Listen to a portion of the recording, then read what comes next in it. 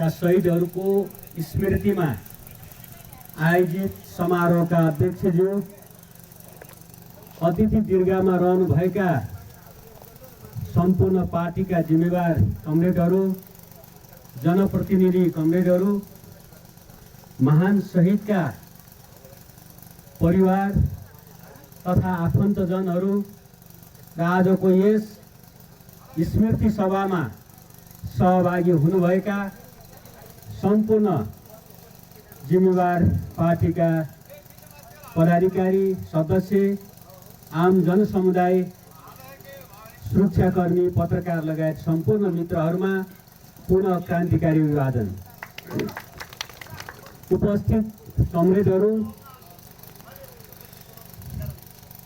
आज दोरम्बा घटना भएको पनि 19 वर्ष पुरा भएको छ। हामीले नेपालमा विद्यमान सामन्ती राजतन्त्रको अन्त्य गर्दै सामन्तवादले खडा गरेका शोषणहरू, उत्पीडन, विभेदहरू, सबै अन्यायका पर्खालहरू भत्काउनको लागि नेपालमा जनयुद्धको थालनी 2052 सालमा भएको थियो।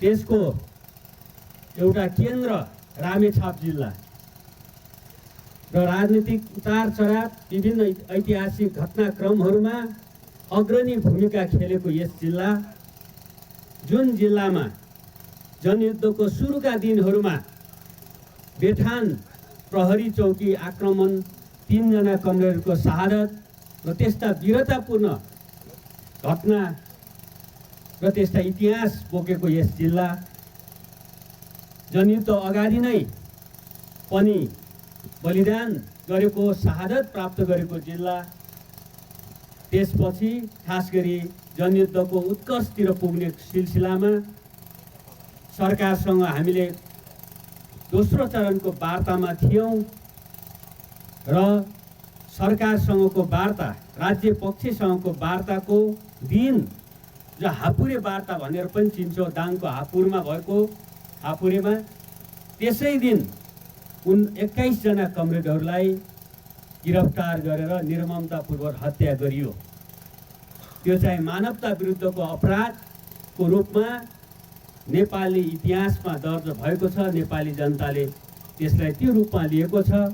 आज त्यो घटना विश्वव्यापी भएको छ। अन्तर्राष्ट्रिय मानवाधिकार आयोग लगायतका निकायहरूसम्म पुगेको छ र आज शान्ति वार्ताको केही काम, शान्ति कार्यका काम, खास गरी सङ्क्रमणकालीन न्याय सम्बन्धी कामहरू बाँकी छ। त्यसमा सबभन्दा पेचिलो घटना या सम्बोधन गर्नै पर्ने घटनाको रूपमा यो दोरम्बा हत्याकाण्डलाई, सामूहिक हत्यालाई राज्यले लिएको छ, हामी सबैले लिएका छौँ, अन्तर्राष्ट्रिय समुदायले लिएको छ।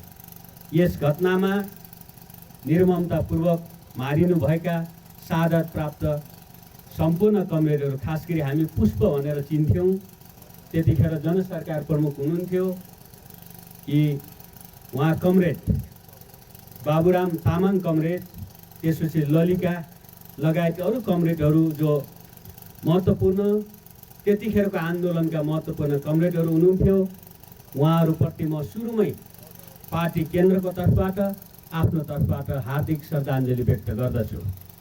आज हामीलाई हाम्रो विगतका क्रान्तिका लक्ष्यहरू सम्झाउने दिन, हामी कहीँ नेतृत्व, कार्यकर्ता, जनता, शहीदका आफन्तहरू कहीँ बाटो बिराउँछौँ कि भनेर घचघच्याउने दिनको रूपमा हामीले दिनलाई लिएका छौँ।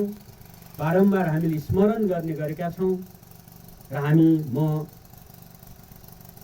यो ऐतिहासिक भूमिमा उभिएर क्रान्ति, कमरेड माओ सेतुङले भने जस्तै क्रान्ति निर्मम हुन्छ, त्यो कुनै चित्रकारी गरेको जस्तो हुँदैन, कुनै बुट्टा भर्ने काम जस्तो हुँदैन।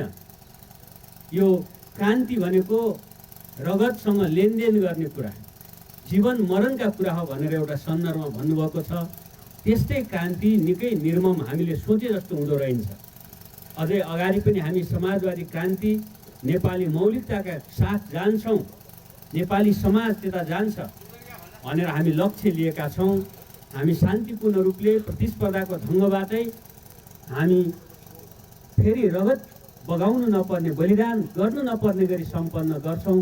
तर नेपाली समाज अगाडि जानुपर्छ, यही रोकिनु हुँदैन भन्छौँ। हाम्रो संविधानले सबै पक्षले त्यो स्वीकार पनि गरेको छ कि समाजवाद उन्मुख राज्यको परिकल्पना गरेको छ। त्यो क्रममा हामी हाम्रो कर्तव्य पथमा हामी वीरताका साथ पार्टीको रूपमा, हामी नेताको रूपमा, एउटा कार्यकर्ताको रूपमा शहीदहरूले देखाएको बाटो, उहाँहरूले पछ्याउनु भएको बाटोमा हामी सधैँ अविचलित रूपमा अगाडि बढ्नेछौँ भन्ने पनि म शहीद परिवारहरूको अगाडि उभिएर, महान शहीदहरूको अगाडि उभिएर, यो ऐतिहासिक स्थलमा उभिएर म यो प्रतिबद्धता, यो विश्वास पनि यहाँसँग व्यक्त गर्न चाहन्छु। खास गरी यो घटना घट्ने समयमा म पनि पूर्वी कमानमै थिएँ। त्यतिखेर हाम्रो मोहन वैद्य किरणजी यहाँको कमान्ड इन्चार्ज हुनुहुन्थ्यो। यो क्षेत्रको यो ब्युरो हामीले यो ब्युरोको रूपमा हामीले यसलाई अलग्गै यो क्षेत्रलाई संरचना निर्माण गरेका थियौँ। त्यसको इन्चार्ज अहिलेको सम्माननीय सभामुख अग्नि खरेलजी हुनुहुन्थ्यो, अग्नि सापकोटाजी हुनुहुन्थ्यो। त्यसैले म पूर्वी कमानको सैन्य कमान्डर थिएँ, साथै मेचीकोशी ब्युरोको इन्चार्ज पनि थिएँ त्यतिखेर म। र त्यतिखेर दोस्रो वार्ताको क्रममा चाहिँ म यो पूर्वी कमानमा आएको थिएँ र त्यही क्रममा म खास गरी सैन्य रूपले मेरो जिम्मेवारी, साथै पूर्वी कमान अन्तर्गतको मेचीकोशी ब्युरो पनि मेरो जिम्मा थियो। त्यस अर्थमा म अर्को कुनै क्षेत्रमा रहेर त्यो घटना सुनेको होइन कि यही कमानमा, तत्कालीन पूर्वी कमानमा रहेर पार्टीको जिम्मेवारीमा, सैन्य क्षेत्रको जिम्मेवारीमा रहेको बेला पार्टीको योजना कार्यक्रम अनुसार पार्टीको बैठक बस्ने क्रममा कमरेडहरूलाई खास गरी त्यतिखेर युद्धविराम भएको थियो, युद्धविरामको आचार संहिता उल्लङ्घन गरेर, युद्धविरामको मान्यतालाई उल्लङ्घन गरेर बैठक बस्दै गर्दा निहत्था रूपमा पक्राउ गरेर मारिएको थियो। हामी युद्धमा घोषणा गरेर जाने मान्छेहरू हामी मर्न सक्छौँ, मारिन सक्छौँ, हामी त्यस्तो उच्च बलिदान दिनको लागि तयार छौँ भनेरै युद्ध घोषणा गरेका थियौँ। युद्धमै पनि हामीले तत्कालीन माओवादीले, अहिले हामी माओवादी केन्द्र छौँ कि माओवादी पार्टीले र त्यसका सेनाहरूले जेनेभा कन्भेन्सन हामी मान्छौँ कि जेनेभा कन्भेन्सन भनेको कि युद्धको क्रममा दोहोरो हतियार बोकेका मान्छेहरू बिचमा लडाइँ हुन्छ, एकअर्कालाई मार्न सक्छ, तर युद्धको क्रममा कोही घाइते भयो भने त्यो घाइते सिपाहीलाई या घाइते योद्धालाई मार्न पाइँदैन। त्यसै गरी कोही हतियार समर्पण गरिसकेपछि पक्राउ गरियो भने त्यसलाई मार्न पाइँदैन। त्यसै गरी कसैले हतियार युद्ध सिद्धिसक्यो, युद्ध सिद्धिसकेपछिको कोही निशस्त्र सिपाही या योद्धालाई पक्राउ गरियो भने त्यसलाई मार्न पाइँदैन। त्यो चाहिँ जेनेभा कन्भेन्सनको सम्झौताको एउटा पक्ष हो, लडाइँ सम्बन्धी मान्यता हो। त्यो कुरो पार्टीले मानेको थियो र राज्य पक्ष त स्वतः त्यसको अङ्ग नै थियो कि राज्यले चाहिँ जेनेभा कन्भेन्सनलाई अनुमोदन गरेको थियो, हामी यो मान्छौँ भनेको थियो।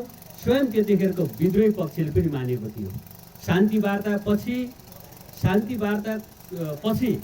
2065 सालतिर म त्यतिखेर सांसद भएको थिएँ कि जेनेभामा एउटा नन स्टेट एक्टर भन्छ विद्रोही समूहलाई, त्यसमा एउटा अन्तर्राष्ट्रिय सेमिनारमा भाग लिने मौका मिलेको थियो मलाई पनि नेपालको तर्फबाट। त्यहाँ जाँदा त्यतिखेरको तमिल टाइगर लिप्टे भन्थ्यो, त्यो चाहिँ युद्धमै थियो, त्यसका प्रतिनिधिहरू थिए। त्यसपछि कोसोभो जहाँ युगोस्लाभियाबाट टुक्रिएको एउटा देश थियो, त्यहाँ लडाइँ चल्दै थियो कोसोभोमा, त्यहाँका चाहिँ प्रतिनिधिहरू थिए। त्यसै गरी चाहिँ यो आयरल्यान्ड भन्छ, त्यहाँका योद्धाहरू त्यतिखेर लडिराखेकै थिए, त्यहाँका थिए।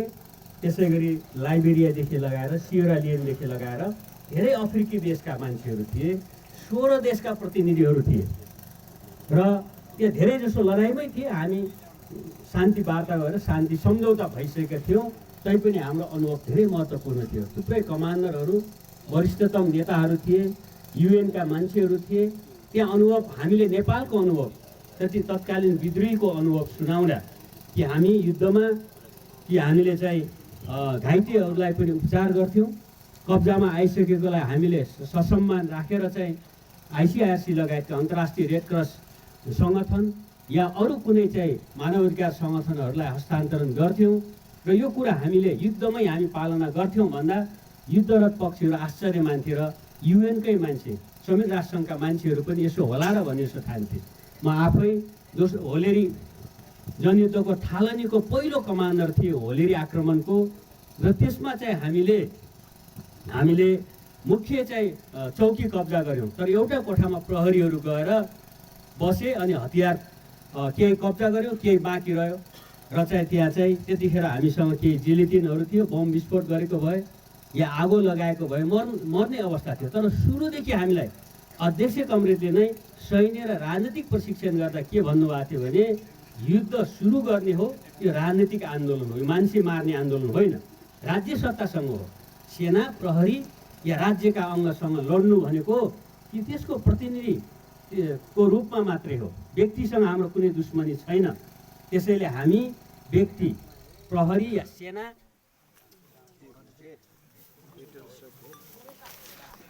कि हामीले कसैलाई मार्न कोसिस गरेनौँ। त्यसै गरी रुकुमको रारी चौकी आक्रमण पहिलो दिन भयो, प्रहरीहरू को हतियार कब्जा गरियो, तर निशस्त्र प्रहरीलाई सम्झाइ बुझाएर यो हाम्रो जनयुद्ध हो, जनताको युद्ध हो, तपाईँहरूको पनि युद्ध हो, यो हाम्रो राजनीतिक क्रान्ति हो भनेर सम्झाएर छोडियो पहिलो रातमै। त्यसै गरी सिन्धुली गरी पनि प्रहरी चौकी कब्जा गरियो, त्यसै गरियो। कसैलाई मार्ने, यातना दिने, दुःख दिने काम गरिएन, त्यसरी सुरु गरेको युद्ध थियो। म मेरो आफ्नो अनुभव सुनाउँदै थिएँ। दोस्रो पटक होलेरी आक्रमण गर्दा हामीले 78 जना प्रहरी हामीले कब्जामा लियौँ। म आफै कमिसार थिएँ, यहाँ उपराष्ट्रपतिज्यू कमान्डर हुन्थ्यो। पहिलो आक्रमणमा म कमान्डर थिएँ, उपराष्ट्रपतिज्यू अहिलेको उपराष्ट्रपतिज्यू सह कमान्डर हुनुहुन्थ्यो र दोस्रो पटकमा उहाँ कमान्डर, म कमिसार थिएँ। हामी बिहान पख गयौँ, 78 जना प्रहरी कब्जा गऱ्यौँ र सबैलाई लिएर दिउँसो एक ठाउँ गयौँ, सबै भान्सा गरेर सबै खाना खायौँ। अनि त्यही नै आर्मी पुग्यो, पहिलो पटक आर्मी हेलिकप्टर 3वटा हेलिकप्टरबाट उतार्यो। हामी त्यो घेरा तोडेर बाहिर गयौँ र हामी 78 जना प्रहरी मध्ये 1 जना घाइते हुनुभयो। उहाँलाई चाहिँ हामी 5000 खर्च दिएर मान्छेहरू भाडा बोकाएर घोराई नजिक पर्थ्यो, उपचारको लागि पठायौँ। तत्काल हामी फिल्डमै उपचार गरेर र बाँकी 75 जना हामीसँग रह्यो। त्यसलाई सल्यान पुर्याएर आइसिआरसी अन्तर्राष्ट्रिय रेड क्रसलाई बोलाएर त्यहाँ बकाइदा हस्तान्तरण गरियो। 75 जना पछिसम्म अहिले पनि भेट हुन्छ त्यो साथीहरूसँग। त्यसरी त्यो युद्ध व्यक्तिसँग थिएन हाम्रो युद्ध। म त्यो अनुभव सुनाउँदा त्यो विदेशबाट आएका 16 देशका चाहिँ विद्रोहीहरू अचम्म पर्थे, त्यसरी पनि हुन्छ र एकअर्कालाई दुश्मन ठान्ने त्यस्तो हुन्छ भन्न चाहिँ हुन्छ। किन लडाइँ व्यक्तिसँग होइन, राज्यसँग हो, राजनीतिक लडाइँ हो। त्यसै गरी पछि थुप्रै आक्रमण त्यसै गऱ्यौँ। रुकुमको चाहिँ महत प्रहरी बेस क्याम्पपछि आक्रमण गर्दा म त्यतिखेरको चाहिँ कमिसार थिएँ।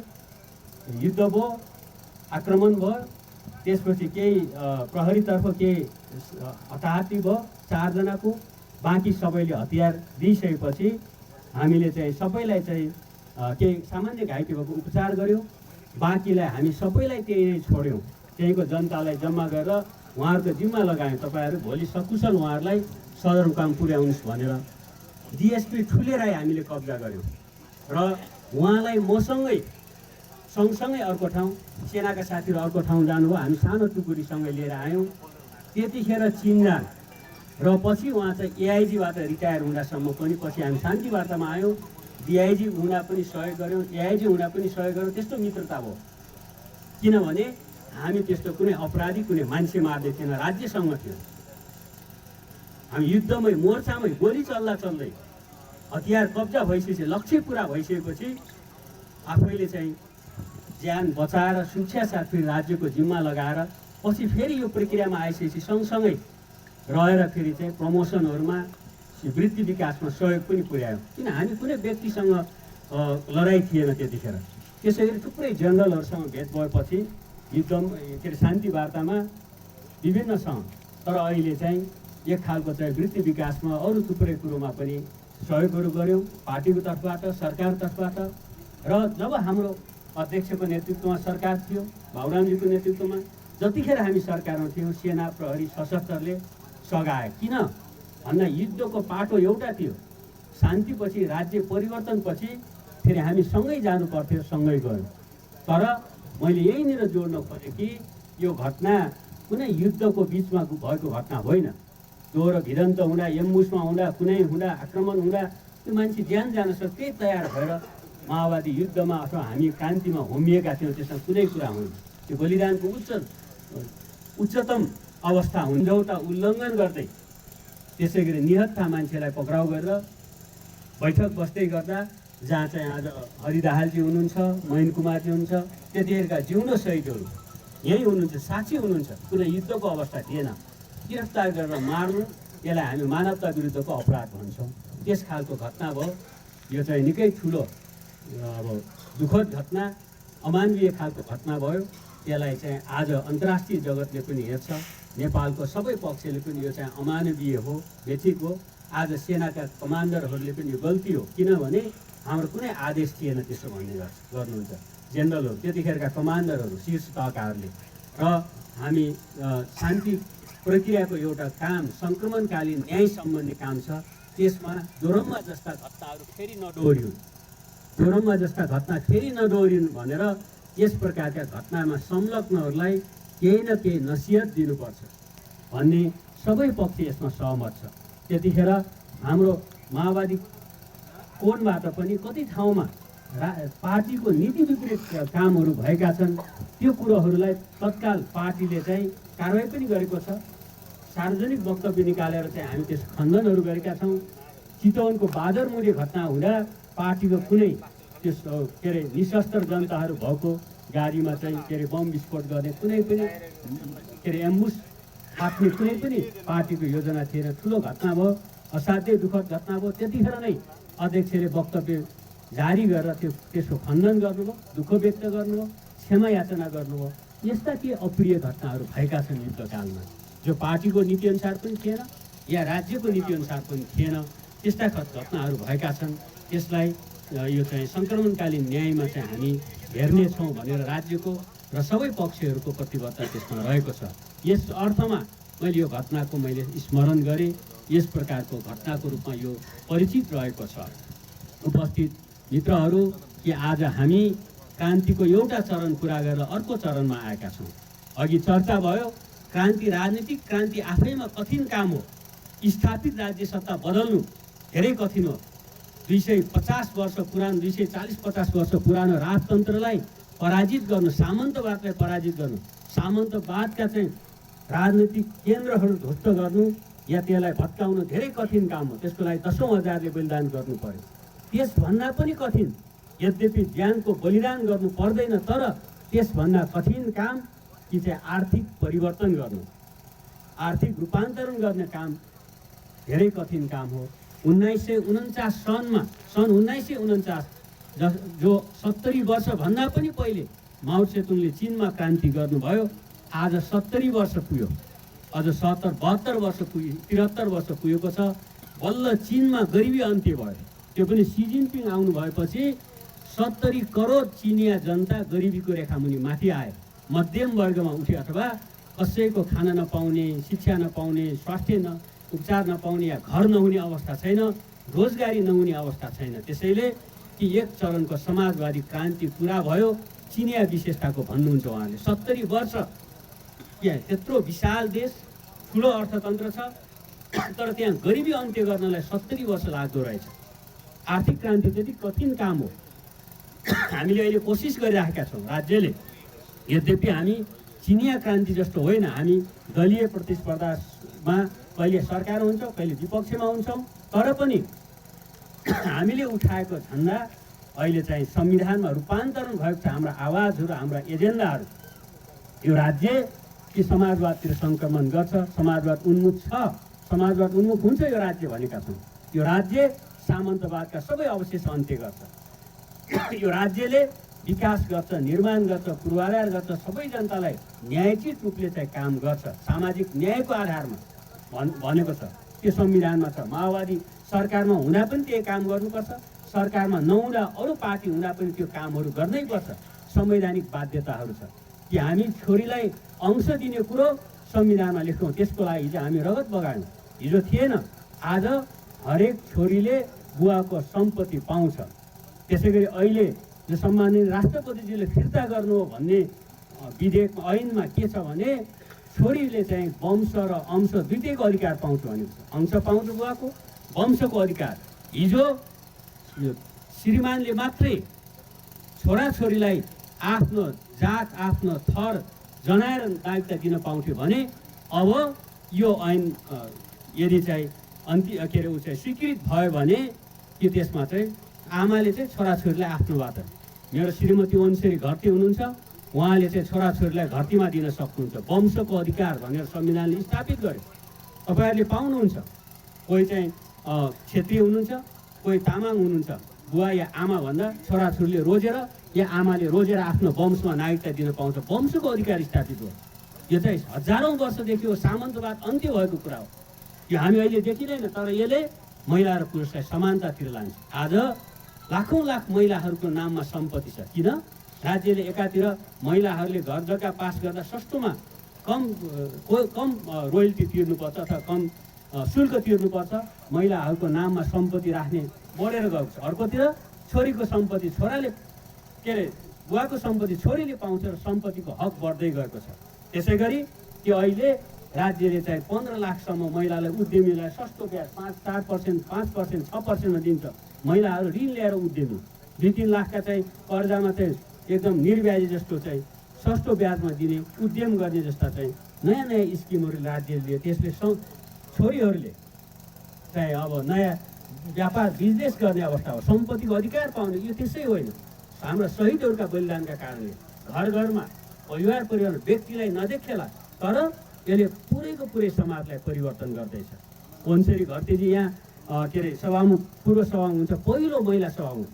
मैले धेरै ठाउँ भाषण गरेको छु कि हामी छोरीहरूको बिचमा कि वंशेरी घरती सभामुख भएर व्यक्तिलाई केही दिएको होइन, या आज राष्ट्रपति भएर, हिजो चाहिँ प्रधान न्यायाधीश महिला भएर, पहिलो भएर व्यक्तिले केही दिन सक्दैन। तत्काल केही सुधार होला, तर हिजो छोरीहरू हुर्किँदा कि अर्काको घरमा जाने भने राम्रो शिक्षा नपाउने, राम्रो के अरे सम्मान नपाउने छोरीहरू आज सभामुख हुनको लागि, राष्ट्रपति हुनको लागि, प्रधान न्यायाधीश हुनको लागि छोरीहरू घरमा हुर्किन्छन्। त्यो क्रान्ति हो, निकै ठुलो क्रान्ति। तर 1 पुस्ता 2 पुस्ता लाग्छ यसको। त्यो सामन्तवादको हजारौँ वर्षको दबदबा चिर्नको लागि आज हरेक गाउँ या नगरपालिकामा प्रमुख या उपप्रमुख महिला छ। कसरी सम्भव हो भन्दा शहीदहरूकै बलिदानले, माओवादी आन्दोलनका कारणले मान्छेहरू आज मजाले चाहिँ शहीदहरूको बलिदानबाट आजको कुरा चाहिँ खान तयार छन्, तर त्यसलाई जस दिन तयार छैनन्। माओवादी आन्दोलनलाई घृणा गर्छन्, तर माओवादी बलिदानबाट आएको चिज चाहिँ सजिलै खान लिन तयार हुन्छन्। मान्छेहरूले चाहिँ अहिले स्वीकार्न तयार हुँदैनन्, तर ढिलो चाँडो बिस्तारै त्यो स्वीकार्नै पर्छ। हिजो जनयुद्ध भन्न मान्छेले अप्ठ्यारो मान्थे, आज सरकारी दस्तावेजहरूमा जनयुद्ध भन्छ। मध्य प्रदेशले जनयुद्ध दिवस मनाउँछ फागुन 1 गते, तर हाम्रो सरकारहरू भएकोमा अझै आँट्न सकेको छैन। त्यसै गरी मधेसमा भएका जनयुद्धका सबै शहीदहरूलाई महिनाको 21,000 एउटा भत्ताको रूपमा दिने गएको बजेटदेखि पास गरेको छ। यो चाहिँ बिस्तारै स्वीकार। किन मधेसका जनता किन ठाडो शिर लगाएर कसरी हिँड्न सक्ने कसले बनायो? बोल्नै नसक्ने मान्छेलाई माओवादी आन्दोलनले बनायो। हो, हामी व्यक्ति कोही घाइते छौँ, कोही अपाङ्ग छौँ, कोही शहीद बेपत्ता परिवारको रूपमा छौँ, कोही हिजोका योद्धाहरू छौँ, आज घर परिवार बिग्रेको छ। आफ्नो व्यक्तिबाट हेर्दा धेरै क्षति छ, मन राख्ने ठाउँ छैन, सन्तुष्ट हुने ठाउँ छैन। तर तपाईँ जब समाजलाई फर्केर हेर्नुहुन्छ, आज मध्य प्रदेश कसले गर्दा आयो? त्यहाँका जनता कसरी उठे? आज दलितहरू, महिलाहरू बोल्न सक्ने कसले बनायो? यही जनयुद्धले बनायो। आज जनजातिहरूलाई अधिकारको कुरा गर्ने, अगाडि लाएर हिँड्ने कसले बनायो? यही आन्दोलनले बनाएको।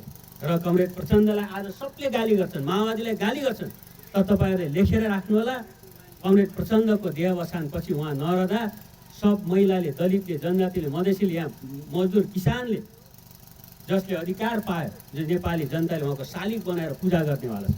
किन भन्दा बोल्न सिकाउने, अधिकारको लागि कुरा गर्न सिकाउने र नेतृत्वमा पुर्याउने त कमरेड प्रचण्ड हो नि।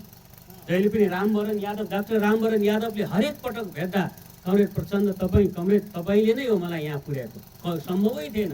एउटा भैँसी चराउने गोठालोको छोरो म आफै भैँसीमा चढेर हिँड्थेँ, गोठालो हिँड्थेँ, त्यस्तो मान्छे राष्ट्रपति भयो, देशको सर्वोच्च ठाउँमा पुगे। तपाईँकै युद्ध कारणले भयो भनेर पटक पटक भन्नु, यो त यथार्थ हो। आज स्वीकार गर्दा माओवादी पार्टी बलियो हुन्छ, मान्छे स्वीकार गर्न सक्दैन। सम्माननीय विद्या भण्डारीले धेरै पटक कमरेड प्रचण्डकै प्रस्तावमा दुवै पटक उहाँ राष्ट्रपति उहाँले भन्नुहुन्छ तपाईँले गर्दा म यहाँ आएँ। महिला सशक्तिकरण कहाँ हो? राजै नपालेपछि कसरी राष्ट्रपति हुन्छ? आज उहाँहरू आजै यो पोजिसनमा बस्दा मान्छे स्वीकार गर्न तयार छैन।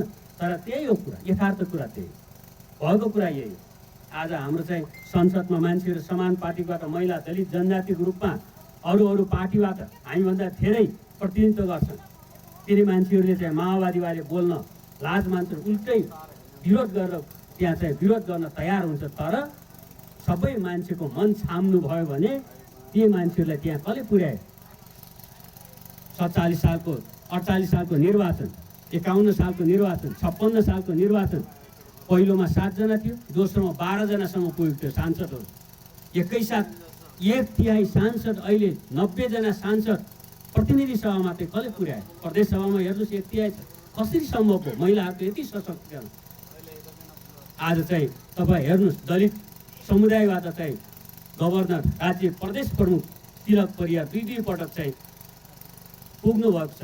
हो, आम दलितलाई केही भएको छैन होला, तर सबैले हेर्छ दलित पनि यो देशको नेतृत्वमा पुग्न सक्छ, गभर्नर अथवा प्रदेश प्रमुख हुन सक्छ। त्यो हो नि त प्रेरणा लिने कुरा। समाज फेरिँदै गएको छ, फेरिन्छ। मनोबल भन्ने कुरो, नेतृत्व भन्ने कुरो अर्कै चिज हो। जब चाहिँ यो देश मेरो हो, यो समाज मेरो हो, म सक्छु, गर्न सकिन्छ भन्दा चाहिँ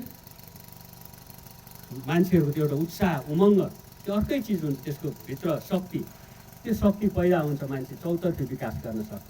म अर्थमन्त्री हुँदा जनजाति समुदायबाट निर्वाचित अर्थमन्त्री म रहेछु, पहिलो रहेछु। अहिलेसम्म अरू कोही पनि भएको छैन। म आफैले जनजाति भनेर कहीँ हिँडेको छैन, मलाई माओवादी आन्दोलनले पैदा गर्यो। तर मान्छेहरू आउँछन्, जनजाति सामान्य युवाहरू आउँछन्, अनि अर्थ मन्त्रालय हामी पनि चलाउन सक्दा रहेछौँ, जनजातिले चलाउन सक्दो रहेछ। मान्छे भनेको मैले सुनिन्छ, प्रेरणा दिन्छ, सम्मान गर्छन्। यसको अर्थ म चाहिँ विशुद्ध जनजातिको नेता भन्न खोजेन। माओवादी आन्दोलनले, युद्धले, वर्गले पैदा गरेको, शहीदहरूले पैदा गरेको मान्छे। तर एउटा सामान्य मान्छे, गाउँमा हलो जोत्ने मान्छेले प्रेरणा लिँदो रहेछ नि। कमरेड प्रचण्ड एउटा गरिब किसान, एउटा मध्यम किसान, निम्न मध्यम किसानबाट आउनुभयो र त्यस्तो तल्लो वर्गका मान्छेहरू प्रेरणा लिन्छ। अझ हामी पोष्टबहादुर बोगटी कमरेड किसान परिवारबाट आउनुभएको थियो, कम पढेको, एसएलसी पनि पास नगर्नुभएको, हाम्रो आन्दोलनको एउटा प्रतिष्ठित नेता हुनुभयो। हामी अलिकति पढे लेखेका कोही शिक्षक, बुद्धिजीवी भएर आएका मान्छेले भाषण गर्दा कार्यकर्तालाई सम्झाउँदा कम विश्वास गर्ने, तर उहाँले कुरा गरेर सबैले विश्वास। पोष्टबहादुर बोगटी जस्तो इमान्दार मान्छे, तल्लो किसानबाट आएको मान्छे, पक्का पनि धोका दिनुहुन्न होला, उहाँले भनेको सही होला। यस्तो हुन्छ, मान्छेले आफ्नो प्रतिनिधि देख्यो भने, आफ्नो नेता देख्दा त्यस्तो महसुस हुन्छ। त्यो कसले बनायो? माओवादी आन्दोलन, कमरेड प्रचण्डको नेतृत्वले सम्भव बनायो, हाम्रा शहीदहरूले त्यो सम्भव बनायो। त्यसैले यसलाई गौरव गर्नुपर्छ, गर्व गर्नुपर्छ यो बलिदानलाई। र आज राज्य, म सबै साथीहरूसँग मैले धेरै ठाउँमा अन्तर्वार्ता दिँदा एक थरी मान्छे हामीलाई किसी तिउड्यो, तपाईँहरू केही चाहिँ मन्त्री हुनु, प्रधानमन्त्री हुनु, गाडीमा हिँड्नुभयो, खै शहीद पुर्याएर, घाइते पुर्याएर के गरेछ, हिजोक छ भन्छ। हो, हामीले हेर्दैनौँ, किन हामी त्यो आन्दोलनका कमान्डर नेता हौँ, हाम्रो बढी जिम्मा छ। तर मैले धेरै ठाउँ जवाब दिएको र यो मञ्चबाट पनि म बताउन चाहन्छु कि त्यो माओवादी जनयुद्ध, गणतन्त्र, सबले खाने, राष्ट्रपति हुन तसात मसात गर्ने, समानुपातिक समावेशीको पछि लाग्न सबै तयार हुने, राज्यमा आज 28,000 महिलाहरू निजामती सेवामा छिरिसक्यो यही नीतिले गर्दा 15-16 वर्षमा। कसले भन्दा माओवादीले। यो सबै मान्छेको जिम्मा होइन यो शहीदको कुरा गर्ने, यो राज्यको होइन। मध्य प्रदेशले जनयुद्ध दिवस मनाउँछ, 21,000 महिनाको हरेक शहीद परिवारलाई पकेट खर्च दिन्छ भने अरू यो बागमती प्रदेशको सरकारको होइन। यो सङ्घीयता कहाँबाट आयो? शहीदहरूको बलिदानबाट। मुख्यमन्त्री हुन हतार गर्ने, मन्त्री हुन हतार गर्ने, सांसद हुन गर्ने तछात मछात हुने, यही चाहिँ कि चाहिँ हाम्रो संसदमा, हाम्रो सरकारमा फेरि फेरि मान्छेहरू मन्त्री हुन्छन्, प्रधानमन्त्री हुन्छ, तिनको जिम्मा होइन माओवादी बाहेकको। राजाले चाहिँ कु गर्दा कहाँ हिँडिराख्नु भएको थियो उहाँहरू? 3 वर्षसम्म त्यही उसको रत्नपारको वरिपरि बदम खाएर चाहिँ गरेको आन्दोलन होइन। जब माओवादी जनयुद्धसँग जोडेपछि जनआन्दोलन सशक्त हो, नेपालमा राजतन्त्र अन्त्य भयो, निरङ्कुश अन्त्य भयो, सामन्तवाद अन्त्य भयो। यो त यथार्थ कुरा हो नि। यस अर्थमा यो हाम्रो पार्टीको दायित्व हो, जिम्मा हो मुख्य। तर राज्यमा जो बस्छ पुरैका पुरै राज्यको जिम्मा हो, पुरैको पुरै रूप। आज सेनामा प्रहरीमा सुधार भएको छ, हिजो जस्तो चल्दैन। त्यहाँ मालिक र चाहिँ के अरे चाहिँ एउटा सेवकको जस्तो छैन त्यहाँ। आज कमान्डरहरू चाहिँ सिपाहीको भान्सामा खाने अवस्था कसले बनायो? दलितहरूको अलग भान्सा हुने अवस्था कसले अन्त्य गर्यो? अनि यही आन्दोलनले गरेको। यस अर्थमा यो जहाँ परिवर्तन भएको छ, रूपान्तरण भएको त्यो ठाउँ सबैले यो शहीदलाई सम्झाउनुपर्छ, सम्मान गर्नुपर्छ। शहीद परिवार, घाइते परिवार, अपाङ्गता परिवार, युद्ध लडेका सबै पक्षका परिवारहरूलाई, चाहे हिजो युद्धमा लागेका सेना, प्रहरी, सशस्त्रका त्यहाँ बलिदान गरेका परिवार होला, सबैलाई हेर्ने दायित्व हरेक सरकारको। हामी सरकारमा हुँदा, बाहिर हुँदा हाम्रो दायित्व पनि हो। आज माओवादी मात्रै भन्नु हुँदैन, सेना, प्रहरी, सशस्त्र लगायत अरूले पनि बलिदान गरेको छ। मैले रोल्पामा गत 2 वर्ष पहिले त्यहाँ राज्य पक्ष, विद्रोही पक्षबाट मारिएका या शहादत प्राप्त 1000 जनाको घर परिवार रहेछ। 1000 कि सुरक्षित आवास अन्तर्गत मैले विभिन्न ओहरूसँग, सहयोगी साथीहरूसँग, सामाजिक संस्थासँग अनुदान लिएर, सहयोग लिएर त्यो 1000 को धेरै जसोको कसै सिमेन्ट, कसैको जस्ताबाट, कसै ढुङ्गाको छाना रहेछ, 650 परिवारको फुसको छाना रहेछ। सबैको, माओवादी कार्यकर्ता होस् या सेनाको परिवार होस् या प्रहरीको सशस्त्र, सबैको चाहिँ एकैसाथ एकै वर्ष चाहिँ सबैको छाना गरेको, फुसको छाना विस्थापन गरेको, सबै जस्तापाटा लगाएको। अनि हामीले गर्ने समान व्यवहार हो सबैसँग कि बलिदान गरेका कुरोलाई, योगदान गरेका कुरोलाई अथवा रगत बगेको छ त्यसलाई हामी अहिलेको क्रान्तिको ऊर्जाको रूपमा, राज्य रूपान्तरणको ऊर्जाको रूपमा फेरि हामीले सम्मान गर्ने पर्छ। हामी यो देशको नेतृत्व हौँ। हिजो पनि एकतर्फी एकाध मान्छे मात्रै, के मुठीभर मान्छेले मात्रै देशको चाहिँ के अरे नेतृत्व लिने, उनीहरूले मात्रै त्यसको सुविधा लिने भएर नै त्यसलाई रूपान्तरण गर्ने कोसिस गरेको। त्यसो हुँदा हामी सबै नेपाली जनताको नेतृत्व गर्ने पार्टी हो, सबैको आवाज उठाउने पार्टी हो।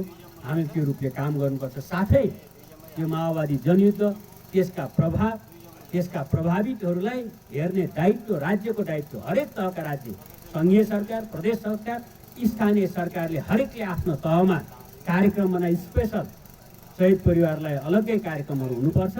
रोजगारीका कार्यक्रम, शिक्षाका कार्यक्रम, स्वास्थ्यका कार्यक्रम, छात्रवृत्ति कार्यक्रम, के सकिन्छ आफ्नो सापेक्षमा गर्नै पर्छ। त्यो गरिएन भने त्यो परिवर्तनलाई आत्मसात गरेको हुँदैन। या परिवर्तनका चाहिँ फलहरू खाने, त्यसपछि त्यसका चाहिँ योगदान गर्नेहरूलाई सहयोग नगर्ने या नहेर्ने कुरा त्यो गलत प्रवृत्ति हो। म यही मञ्चबाट यो पनि राख्न चाहन्छु। त्यसैले यो समस्या, यो सबै कुराहरू हाम्रा मात्रै होइन, राज्यका समस्या हुन्, राज्यले सम्बोधन गर्नुपर्छ। मैले अरू ठाउँहरूमा पनि यही भन्ने गरेको छु। उपस्थित मित्रहरू र यो आज कि हामी यो शान्ति प्रक्रिया हुँदै, शान्ति प्रक्रिया 3वटा काम भनेका थियौँ। एउटा काम सेना समायोजनको काम हो, त्यो सम्पन्न भयो। हाम्रा एकजना साथी अहिले पनि हरेक उसले चाहिँ गम्भीर घाइते साथीहरूलाई कि चाहिँ 6200 हेरालुलाई 6200 आफूलाई पकेट खर्च बनाइएको थियो, पछि अलि बढ्यो, अहिलेको बजेटमा अलि बढाइएको खबर छ। र अरू चाहिँ सामान्य घाइतेलाई 6200 व्यवस्था, अरू 50% भन्दा मुनिकोलाई चाहिँ निःशुल्क उपचार व्यवस्थाहरू गरिएको थियो त्यतिखेर।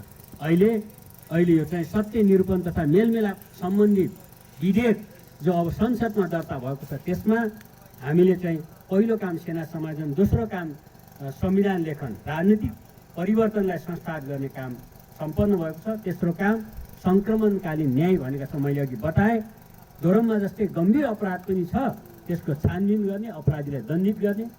बाँकी के कारणले यो विद्रोह भयो त्यो कारणको तथ्य निरूपण गर्ने। नेपालमा वर्गीय उत्पीडन थियो, जातीय उत्पीडन थियो, लिङ्गीय उत्पीडन थियो, त्यसै गरी चाहिँ क्षेत्रीय उत्पीडनहरू थिए, सांस्कृतिक या दलित माथिका छुवाछुतका उत्पीडनहरू थिए, सामन्तवादले थोपरेका यस्ता विभेदहरू थिए, त्यसका विरुद्धको विद्रोह थियो। यो कुरा स्थापित हुनुपर्छ, इतिहास बन्नुपर्छ। सत्य निरूपण तथा मेलमिलाप आयोगले यो कुरोहरूलाई डकुमेन्टेसन गर्छ। घर घरमा महिलामाथि हिंसा थियो, महिलामाथि विभेद थियो, सम्पत्तिमा, अंशमा, वंशमा, अरू राजनीतिक र अरू अधिकारहरूमा त्यो विभेद अन्त्य गर्नको लागि यो विद्रोह भएको थियो। यो कुराहरू त्यो चाहिँ लिपिबद्ध हुन्छन्। त्यसपछि त्यो 10 वर्षको क्रममा भएका मानवाधिकार उल्लङ्घनका घटनाहरू लिपिबद्ध